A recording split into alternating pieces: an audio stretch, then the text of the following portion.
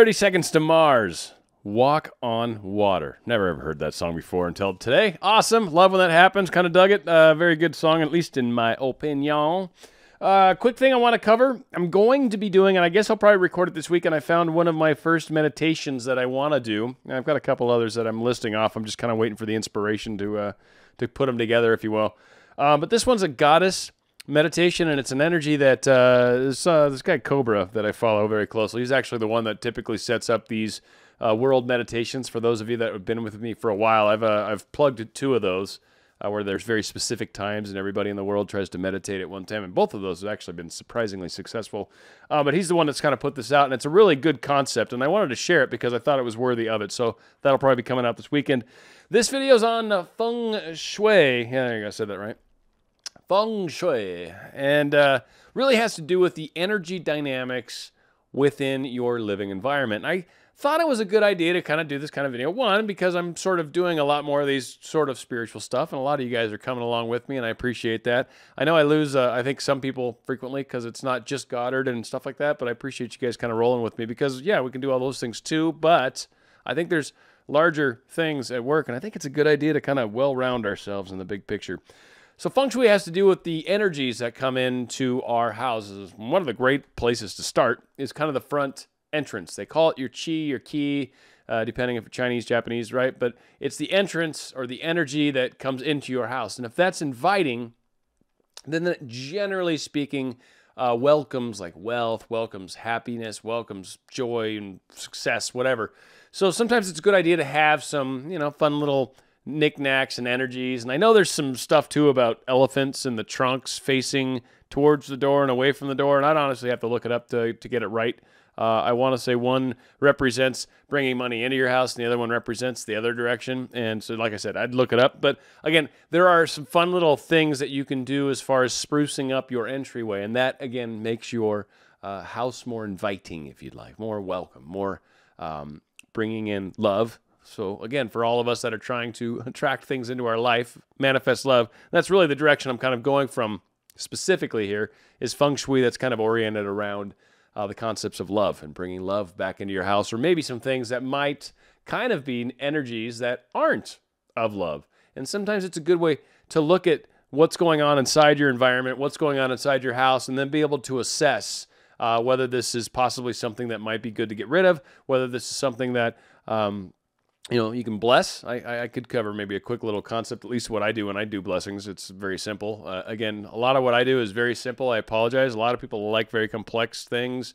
I don't. I like very simple things. And simple seems to work really well for me. So I don't see any need to make it more complex, even though I think there's levels of complexity to life in itself. And I think as we understand things more and more, that kind of adds to what we're doing and how we're doing it. But that all being said, I don't want to get lost. Clutter is a really good one. Okay, when people have clutter in their lives, you like how I just instantly switch to some topic as I stray. I'm getting better. Clutter, back into it. Clutter is a good one because, again, when we have a lot of clutter in our lives, I'm a great example. This is definitely something that speaks to me very truly. I've got not clutter in like trash, but just clutter in like I really need to. I've got like all sorts of different stories that I still need to do YouTubes on, and now I'm doing this comedy thing, right? So I'm starting to write jokes. This is over here, right? So I got crap all over the place, but I'm trying to, this is my creative space, so I'm trying to figure out how to organize my creative space to suit me better. But again, it's cluttered to the outward look. So again, sometimes removing clutter, this isn't necessarily welcoming my significant person into my life. Just be like, really? What are you, a pig? And so that's probably not going to benefit me. Place things in pairs. Now, this is a good one, especially in your room. Things like candlesticks, pairs.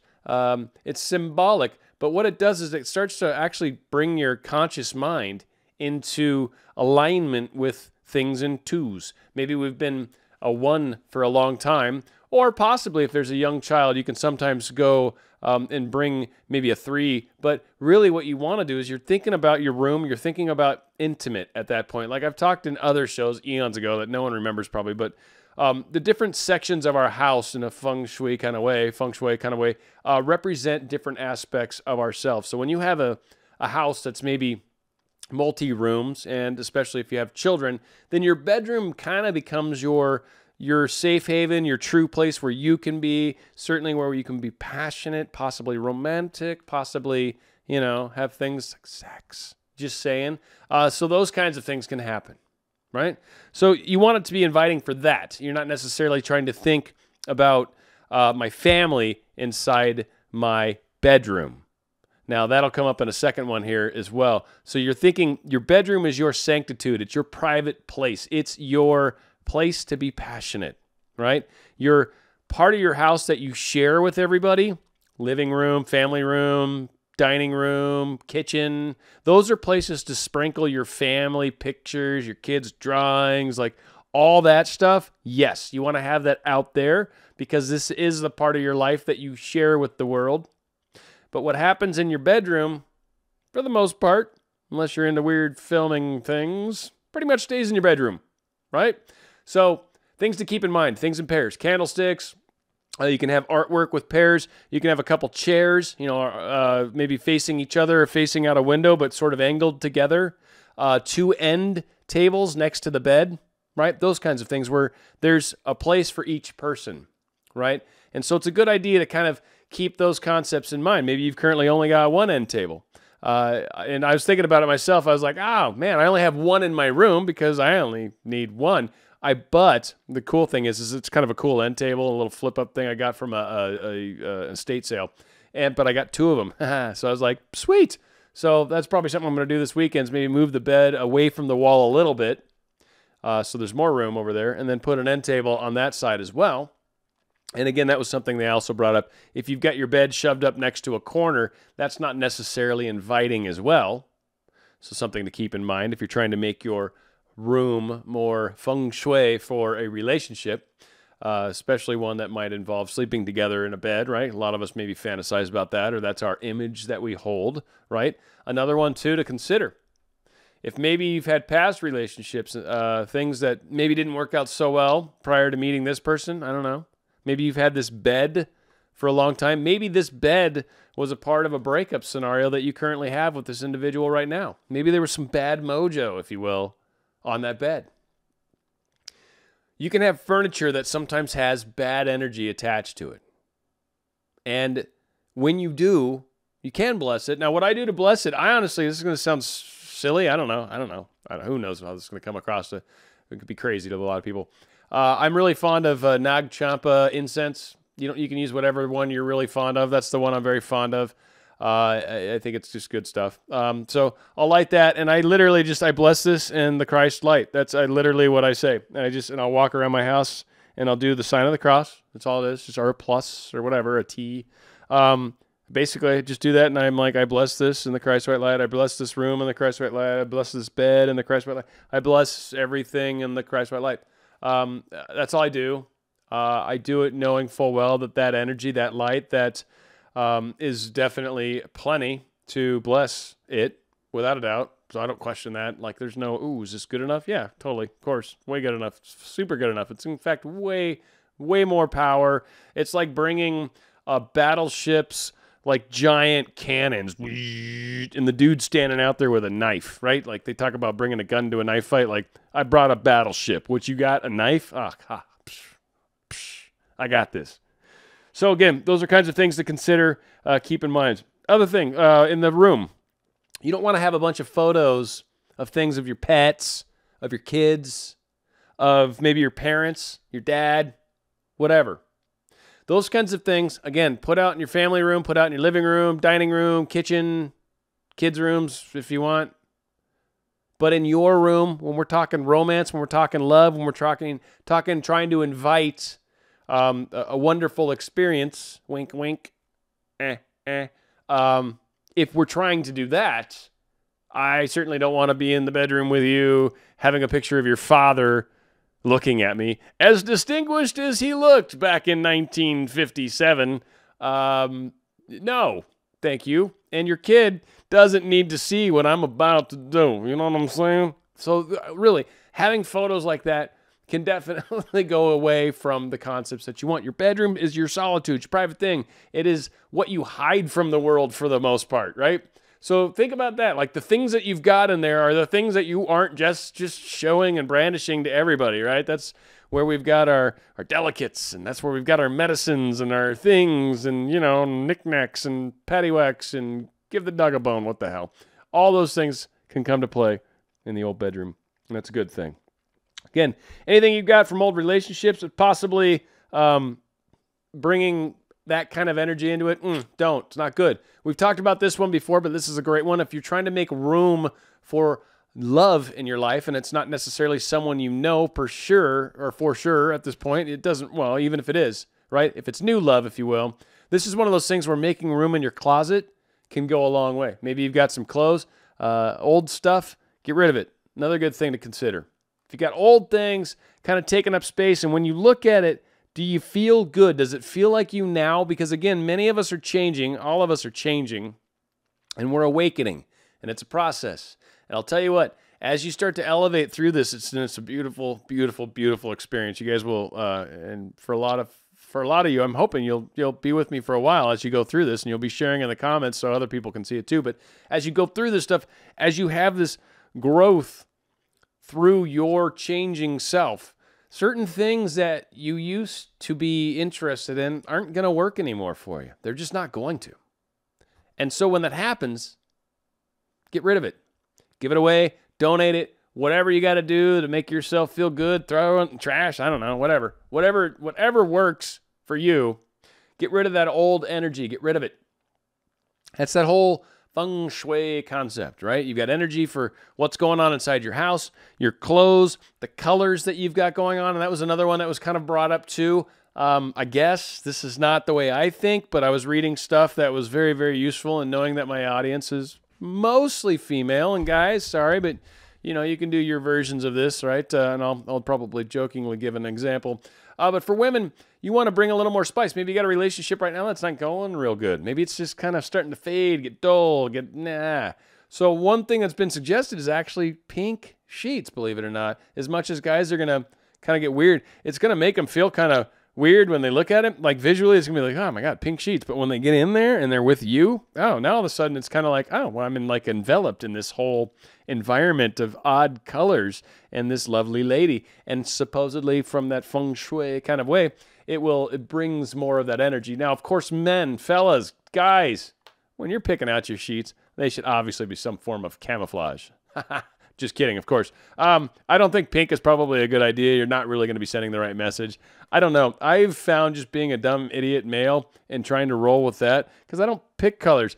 Well, I mean, I can to a degree, but I'm not thinking about that necessarily properly when I'm buying sheets. Like, what color do I want to do my house? And I'm like, I don't know. What sheets do I want to sleep on? What color do I want to sleep on? That's a good color. Let's do that one.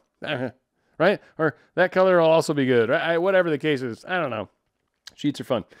So yeah, and then they're also talking about bedrooms, and I heard the color lavender. I'm looking over here like there's actually any sort of help for me in that regard, and there's not. Lavender, I guess, is definitely not a good color for a room, by the way. It's, I guess, not inviting. There's sort of a subconscious psychological kind of thing, or where it's a non-asexual kind of thing. It's like it's the color you want to paint your child's room if you want to, stunt any sort of sexual prowess within those young lads. But within our own rooms, no. And they did suggest skin tone colors, so maybe things such as ivory or beige or rose or brown or chocolate or whatever. Cocoa, I think, was one of the colors they suggested. These kinds of colors in a room can definitely give it a little more of that sort of good feng shui kind of love, that bring that sort of energy into the room that you're looking when it comes to, passion, when it comes to bringing some love and love making, for that matter, into our lives and into our relationships. I don't know about you, but, you spend enough time being single, the idea of actually being in an awesome, healthy, wonderful relationship where I get to be with my best friend and talk to him all the time. Oh, yeah, and I get to do that other fun stuff that all the little female good girlfriends I have in my life, right, can't do for me. Like the one thing I can't get from my friends. That's going to be nice. So that's selfish, Dan. I'll be honest. I am a dude. There's no question about it. I am a dude with odd positive notes that really just makes me weird. So anyway, I think I got it all. Oh, yeah. Extra pillows and stuffed animals. A lot of us do that, right? Especially our younger crowd. Maybe, I don't know. All sorts of people do this. frankly. I've seen it. Wow, I've seen this a few times now that I think about it. There's a couple of women I dated that you walk into their bedroom and like, oh my crap, holy, whoa.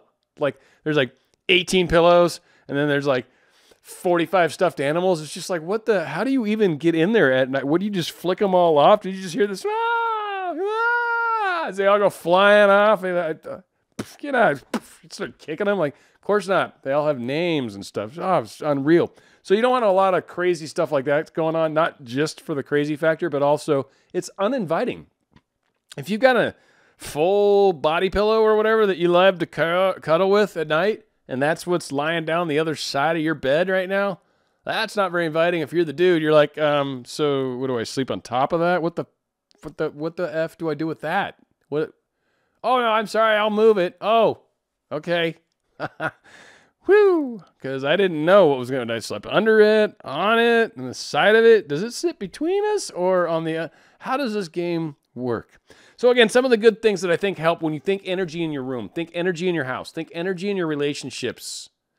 These are the things to think about. Everything's circular. Again, the 12 laws. I love talking about them. I'm going to keep doing it. Law of attraction is a huge part of it. But you've got these other aspects within ourselves. We talk about, why do I always have crazy thoughts and I can't get... Well, when we got a lot of disharmony going on in our own personal lives, weird stuff manifests, such as odd thoughts, such as strange behaviors, such as weird, like, what the hell did I do that for? Those kinds of things can happen when we're out of balance.